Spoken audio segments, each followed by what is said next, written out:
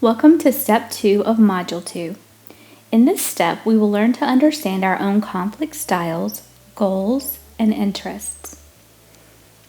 What lies beneath most conflicts? We all bring our own personal goals, preferences and orientations, and attitudes, attributes, and values to any conflict. In addition, there are other factors to be considered as well: self-esteem, cultural dynamics, religion, power, gender identity and expectations, and emotional concerns all play a role.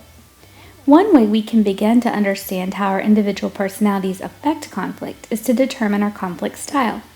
In 1973, Thomas and Kilman developed one way to envision conflict styles. Here we have created transportation metaphors to help explain the different styles. You might recognize yourself in one of these examples. Do you tend to avoid conflict completely? Maybe you like to try to stay above it all like an airplane. Do you tend to be goal-focused and sometimes take up more than your share of the road, like a big truck? Do you tend to try to help everyone else accomplish their goals, possibly at your own expense, like a taxi? Do you tend to try to fit everyone into an average-sized sedan when you might need to think bigger? Or are you able to find ways to get everyone on board and headed in the right direction, like a charter bus? In most situations, the collaborating style is an effective one in dealing with conflict. What about you? Take a minute to pause the video here and take the Conflict Management Styles quiz in the Resources section of this MOOC. Research on conflict styles shows that people most often see themselves as trying to solve the problem collaboratively. People most often see others as using controlling or aggressive styles. And flexibility in style equals effective conflict management. The important thing to remember here is that there is a time and place for using each of the styles, and none is completely wrong or completely right. Understanding our own natural inclinations can help us be aware of how we might need to diverge from our own preferences in order to be more constructive in conflict management. It is also important to understand the interests and goals involved in a conflict. Research shows that the better groups understand the problem, the more likely they are to come to a resolution. We can use the acronym CRIP to think about types of goals that people have in conflict. C stands for content.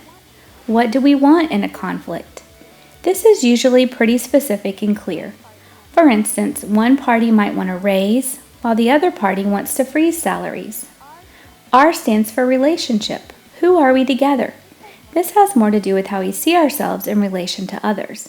Examples might be when one partner feels a need to be treated with more respect, or when someone wants to gain the trust of his employees or employers.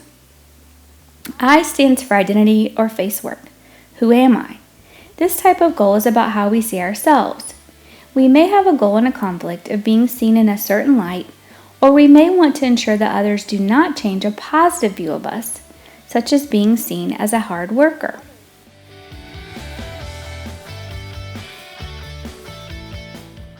P stands for process. How do we want to do this?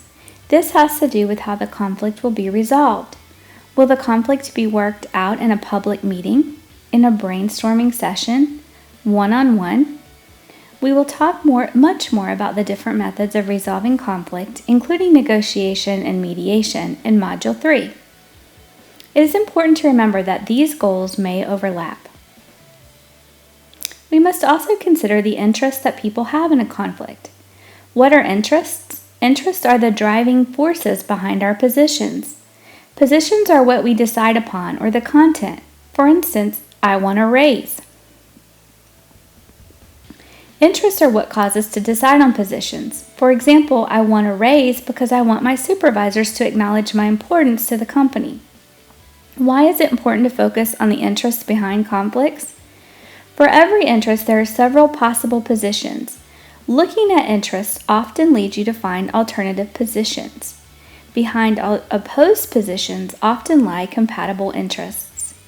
In our previous example, the person's interest was a need to feel acknowledged. Instead of a raise, an alternative position that might fulfill this person's underlying interest might be increased benefits or more job flexibility. When we understand our own conflict styles, interests, and goals, and seek to identify the interests and goals of those around us, we can be more effective in constructing conflict.